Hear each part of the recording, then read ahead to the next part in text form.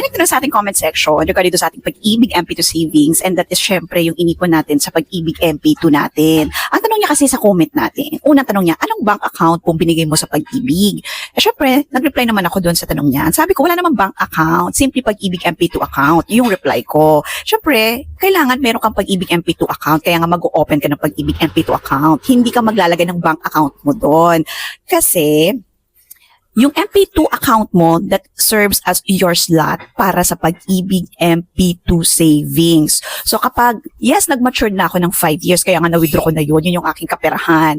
So, syempre, it's not to brag, but to inspire you guys na mag-ipon. Syempre, bago pa man matapos or mag-mature ng 5 years yung Pag-ibig MP2 savings, so pwede ka naman talagang mag-open. Kahit naman you're ongoing sa paglalagay or paglalaglag mo ng MP2 mo, pwede kang mag-open ng 5, if I'm not mistaken, 5 accounts ng Pag-ibig MP2 savings. So, pwede naman yun. So, bago pa man mag-mature, pwede ka nang mag-open ng Pag-ibig MP2 savings mo. I hope this video helps you. Follow for more.